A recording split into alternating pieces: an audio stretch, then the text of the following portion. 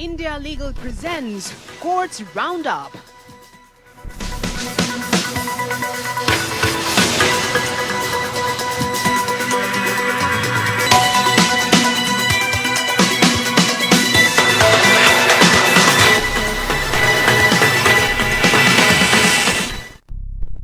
नमस्कार, आप देख रहे हैं हमारी खास पेशकश कोर्ट्स राउंडअप। मैं हूं आपके साथ रेशु त्यागी। इस बुलेटिन में अगले आधे घंटे हम आपको कोर्ट से जुड़ी तमाम छोटी बड़ी खबरों से रूबरू करवाएंगे। कोर्ट की कार्यवाही और सुप्रीम कोर्ट से लेकर हाई कोर्ट और लोअर कोर्ट तक के फैसलों को आपके सामने रखेंगे। लेकिन आगे बढ़ने से पहले एक नजर हेडलाइन पर। अनुच्छेद 370 पर सुनवाई के दौरान केंद्र की तरफ से सॉलिसिटर जनरल ने कहा, हमने संविधान के साथ कोई धोखाधड़ी नहीं की। सीजेआई चंद्रचूड़ ने की मौखिक टिप्पणी, कहा अनुच्छेद 35A ने नागरिकों के मौलिक अधिकार को छीना। कैदियों की जल्द रिहाई पर सुप्रीम कोर्ट ने दिए दिशा निर्देश, कहा बंदी के चाल चलन और भविष्य में अपराध करने की क्षमता पर हो विचार। असम मेडिकल कॉलेज में एनआरआई कोटा को सुप्रीम कोर्ट में दी गई चुनौती वाली याचिका पर सरकार को नोटिस जारी। वादी ने कहा, बिना किसी उचित वर्गीकरण के दिया गया आरक्षण, ऐसा आरक्षण संविधान का उल्लंघन।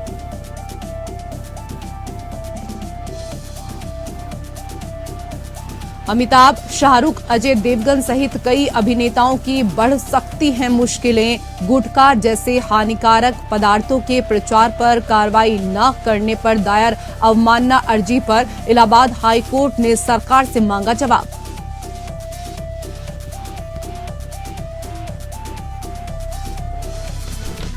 India Legal presents Courts Roundup.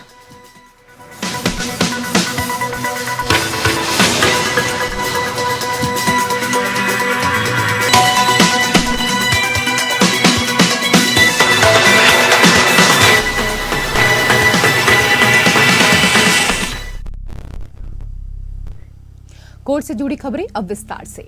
Supreme court ने समय पहले रिहाई से संबंधित कारक निर्धारित किए हैं। ये बाबत कोर्ट ने विस्तृत दिशा निर्देश जारी किए हैं। कोर्ट ने कहा कि सिर्फ पीठासीन न्यायाधीश या पुलिस की रिपोर्ट के आधार पर ही सजा में छूट से इनकार नहीं किया जा सकता। कैदी के चाल चलन, भविष्य में अपराध करने की क्षमता आदि पर भी विचार होना चाहिए।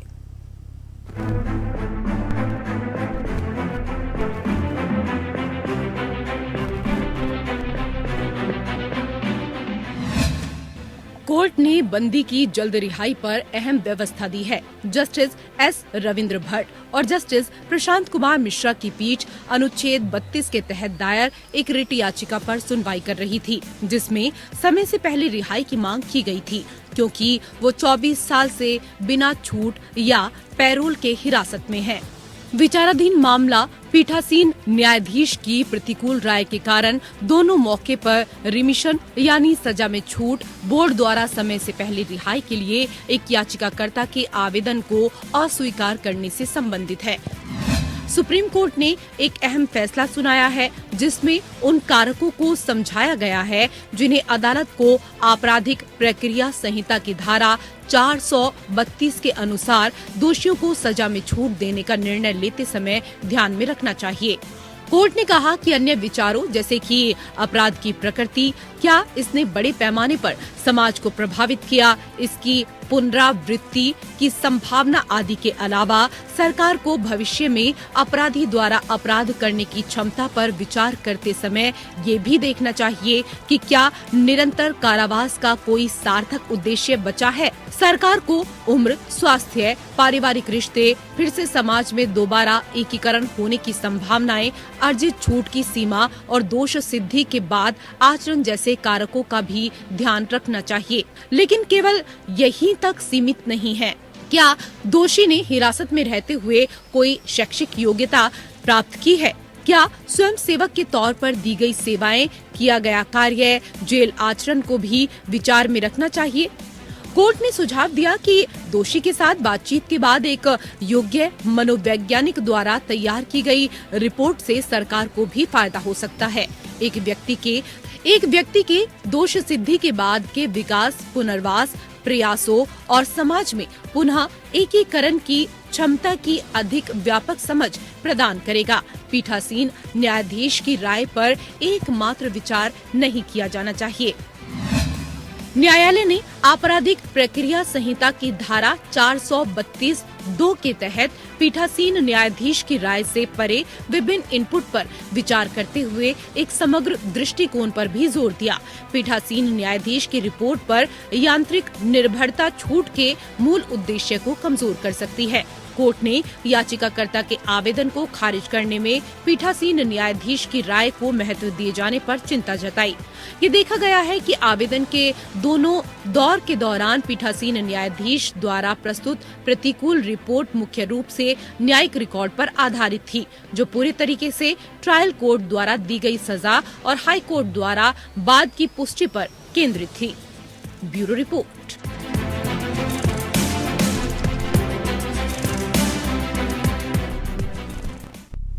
उधर सुप्रीम कोर्ट ने भारतीय संविधान के अनुच्छेद 32 के तहत दायर नोटिस पर याचिका पर इस दौरान नोटिस जारी किया है। इस याचिका में असम राज्य के मेडिकल कॉलेज में 7% सीटें एनआरआई के लिए आरक्षित रखने के नियमों को चुनौती दी गई है।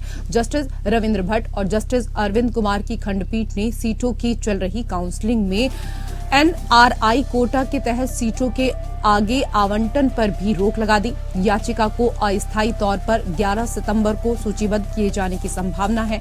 वर्तमान याचिका में असम के मौजूदा मेडिकल कॉलेज और dental college first year MBBS या बीडीएस कोर्स में एडमिशन का विनियमन नियम 2017 में इस दौरान किए गए 2023 संशोधन पर सवाल उठाए हैं। इसके द्वारा असम राज्य ने एनआरआई प्रायोजित उम्मीदवारों के लिए सीटों में 7% कोटा शुरू करने की मांग की गई है। याचिकाकर्ता ने तर्क दिया कि इस कदम के बिना किसी उचित वर्गीकरण के आर्थिक रूप से कमजोर वर्ग या ईडब्ल्यूएस श्रेणी से संबंधित उम्मीदवारों के मुकाबले राज्य के प्रमुख मेडिकल कॉलेज में एनआरआई उम्मीदवारों को प्राथमिकता दी गई है। इसलिए 2017 के नियमों में उक्त संशोधन को वर्तमान याचिका में इस आधार पर चुनौती दी गई है कि ये भारतीय संविधान के अनुच्छेद 14, 15, 19 और 21 का उल्लंघन करता है और राज्य के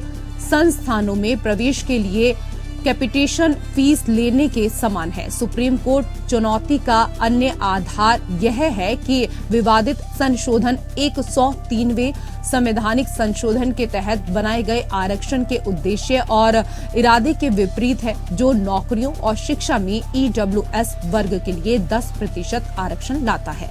वर्तमान याचिका ने न्यायालय का ध्यान इस ओर भी दिलाया कि असम के मेडिकल कॉलेज में राज्य कोटा सीटों में 49% से अधिक आरक्षण के अलावा अतिरिक्त 10% सीटें पहले ईडब्ल्यूएस उम्मीदवारों के लिए आरक्षित है।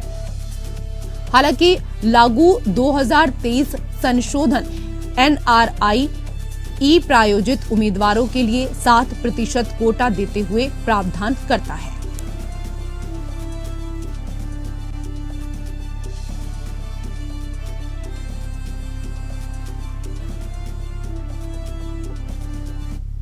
उधर सुप्रीम कोर्ट ने पूर्व सांसद और राष्ट्रीय जनता दल के नेता प्रभुनाथ सिंह को वर्चुअली पेश होने की अनुमति दी। सिंह को 1995 के दोहरे हत्याकांड में 18 अगस्त 2023 को सुप्रीम कोर्ट ने दोषी ठहराया था। 18 अगस्त के अपने फैसले में न्यायालय ने सिंह को सचिव गृह विभाग बिहार राज्य और पुलिस महानिदेशक बिहार द्वारा न्यायालय के समक्ष पेश करने का निर्देश दिया।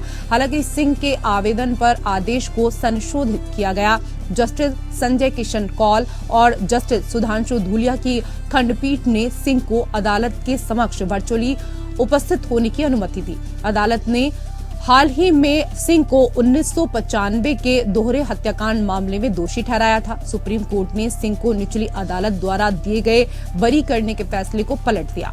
सिंह को बरी किए जाने के फैसले की पटना हाईकोर्ट ने इसकी पुष्टि की। अपराध के समय सिंह बिहार पीपल्स पार्टी के उम्मीदवार के रूप में चुनाव लड़ रहे थे, मगर उनके सुझाव के अनुसार मतदान नहीं करने पर मार्च 1995 में छपरा में एक मतदान केंद्र के पास 2 व्यक्तियों की हत्या करने का आरोप लगाया गया। कड़े शब्दों में दिए गए फैसले में सुप्रीम कोर्ट ने मुकदमे को जर्जर और जांच को दागदार कहा। सुप्रीम कोर्ट ने कहा कि ये प्रतिवादी की मनमानी को दर्शाता है, जो शक्तिशाली व्यक्ति है और सत्तारूढ़ पार्टी का मौजूदा सांसद है। 2008 में पटना की एक अदालत ने सबूतों की कमी का हवाला देते हुए सिंह को बरी कर दिया था। बाद में 2012 में पटना हाई कोर्ट ने बरी किए जाने के फैसले को बरकरार रखा। परिणाम स्वरूप पीड़ितों में से एक के भाई ने बरी किए जाने के फैसले को सुप्रीम कोर्ट में चुनौती दी। जस्टिस संजय किशन कौल, जस्टिस अभय एस ओका और जस्टिस विक्रम नाथ की खंडपीठ ने ये फैसला सुनाया। सुप्रीम कोर्ट के फैसले में इस दौरान कहा गया था,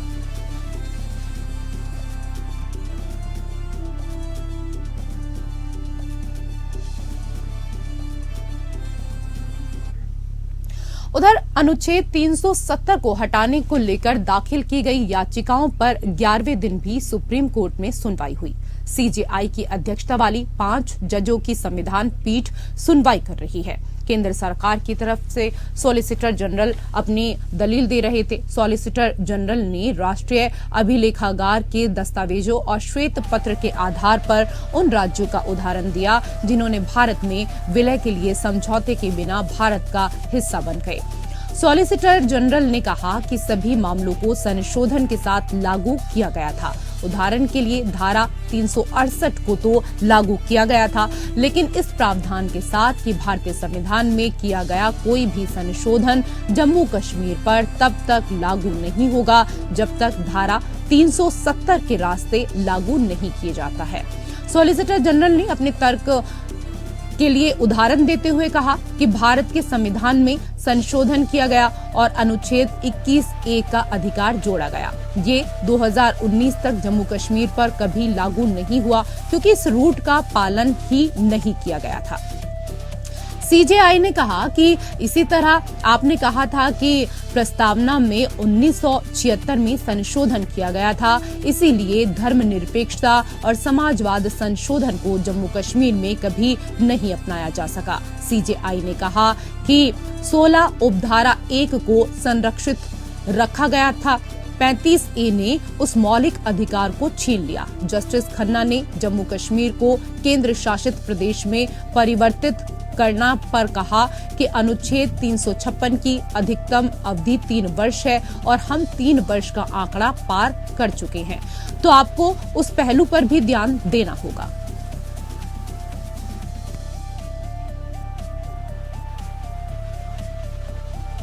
दिल्ली उच्च न्यायालय ने दिल्ली सरकार के महिला एवं बाल विकास विभाग में तैनात एक अधिकारी प्रेमोदय खाका द्वारा 16 वर्षीय लड़की के साथ बलात्कार के आरोपों पर स्वतः संज्ञान लिया है।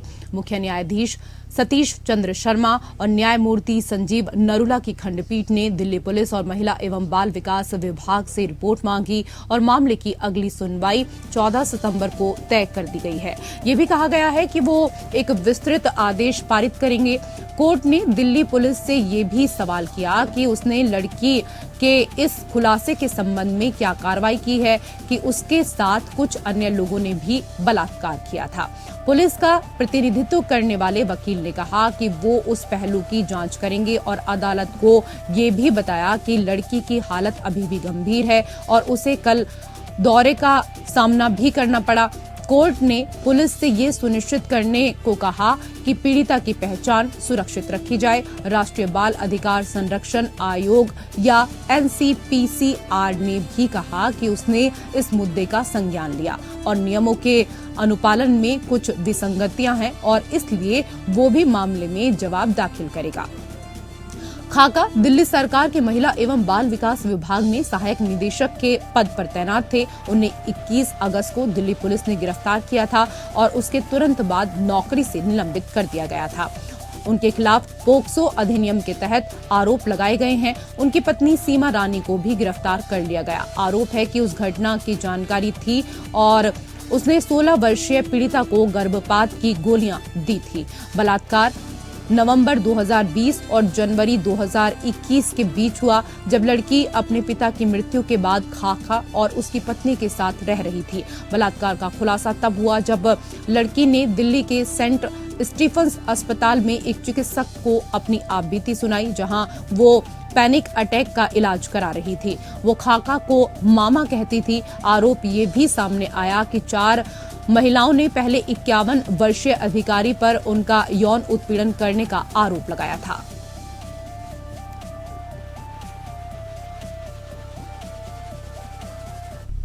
उधर दिल्ली की एक अदालत ने हाल ही में 2020 के उत्तर पूर्वी दिल्ली दंगों से संबंधित 2 मामलों की जांच के लिए दिल्ली पुलिस को कड़ी फटकार लगाई है। सौहीन सैफी के घर को जलाने से संबंधित मामले में अदालत ने सबूतों की स्थिति के संबंध में अदालत को मूर्ख बनाने के लिए विशेष लोक अभियोजक और दिल्ली पुलिस के एक अधिकारी की खिंचाई की। राज्य बनाम शाह आलम केस में भी उसी अदालत ने दिल्ली पुलिस के उपायुक्त को 6 क्लब किए गए मामलों में से 3 की जांच अधिकारी द्वारा अपनाए गए दोहरे मानक का आकलन करने के लिए कहा था। अतिरिक्त सत्र न्यायाधीश पुलस्त्य प्रमाशला ने 2 आदेश पारित किए। घर जलाने से जुड़े पहले मामले में कोर्ट ने पाया कि विशेष लोक अभियोजक ने ये कहकर अदालत को मूर्ख बनाया था कि मुकदमे के लिए आवश्यक वीडियो अभी तक फॉरेंसिक प्रयोगशाला से प्राप्त नहीं हुआ है। जब बाद में पता चला तो ऐसा वीडियो उस समय प्रयोगशाला में नहीं था। इससे पहले 13 मार्च को इस मामले की सुनवाई तब स्थगित कर दी गई थी जब विशेष लोक अभियोजक ने अदालत को बताया था कि इस मामले में एक गवाह द्वारा आरोपी की पहचान के लिए इस्तेमाल किए गए सीसीटीवी फुटेज की फॉरेंसिक विज्ञान प्रयोगशाला में जांच लंबित है। इसके बाद कोर्ट ने FSL के निदेशक को वीडियो की जांच की प्रक्रिया में तेजी लाने का निर्देश दिया। हालांकि निदेशक ने 1 महीने बाद अदालत को बताया कि उनके रिकॉर्ड में वर्तमान FIR में किसी भी मामले की संपत्ति जमा नहीं की गई थी। 6 जुलाई को पुलिस ने अदालत को बताया कि पहले संदर्भित वीडियो 24 फरवरी 2020 की एक घटना से संबंधित है, जबकि वर्तमान मामला 25 फरवरी 2020 की एक घटना से संबंधित है। इसलिए पुलिस ने कहा कि वीडियो पहले बताया गया मामला वर्तमान मामले के लिए प्रासंगिक नहीं था और पुलिस इस वीडियो पर पहले FSL रिपोर्ट नहीं मांगना चाहती थी। अदालत ने उत्तर पूर्वी दिल्ली के पुलिस उपायुक्त को उचित कदम उठाने का आदेश दिया। न्यायालय ने कहा कि उसे किसी भी जांच अधिकारी द्वारा इन 6 शिकायतों के लिए अलग अलग पैरामीटर अपनाने का कोई औचित्य नहीं मिला।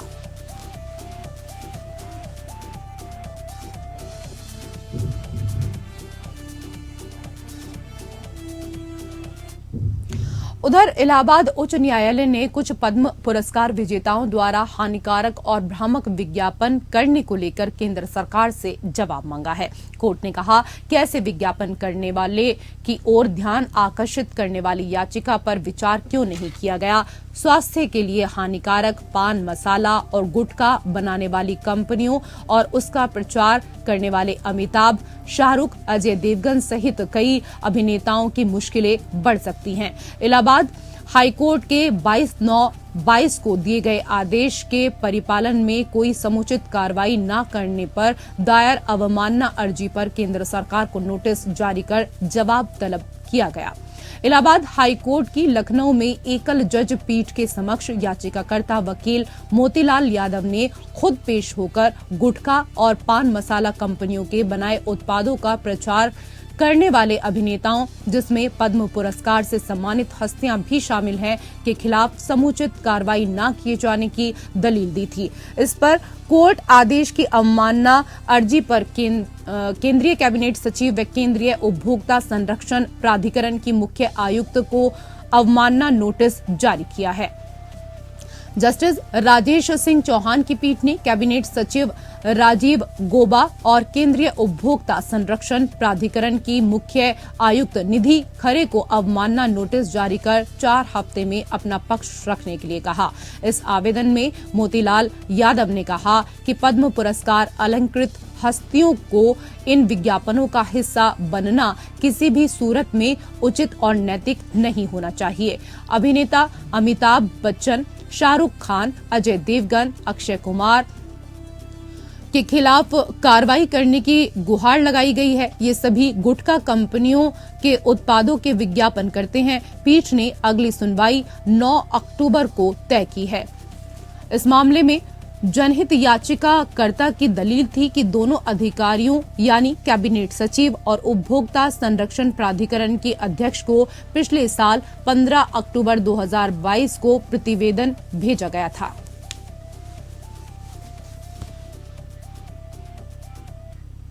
और उधर कलकत्ता उच्च न्यायालय ने दहेज अधिनियम की धारा 498A के तहत पत्नी के प्रति क्रूरता से संबंधित मामलों में किसी व्यक्ति को गिरफ्तार करते समय राज्य पुलिस और आपराधिक अदालतों द्वारा पालन किए जाने वाले दिशा निर्देशों को अधिसूचित किया था और कहा था कि घरेलू हिंसा के प्रावधानों का दुरुपयोग किया जाता है। इंडिया लीगल के वेब रिपोर्टर आपको विस्तार में इस बात की जानकारी देंगे कि घरेलू हिंसा प्रावधानों को कैसे गलत इस्तेमाल किया जाता है।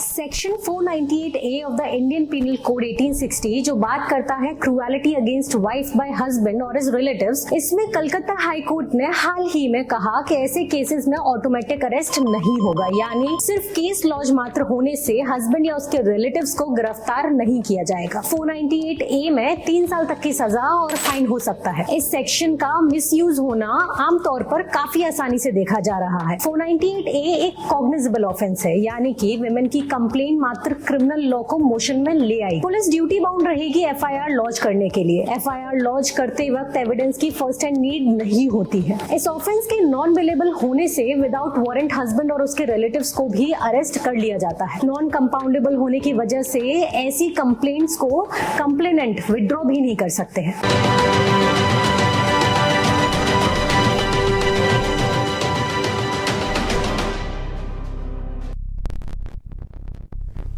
कोर्ट से जुड़ी हुई खबरों में मेरे साथ फिलहाल इतना ही। नमस्कार। India Legal presents Courts Roundup.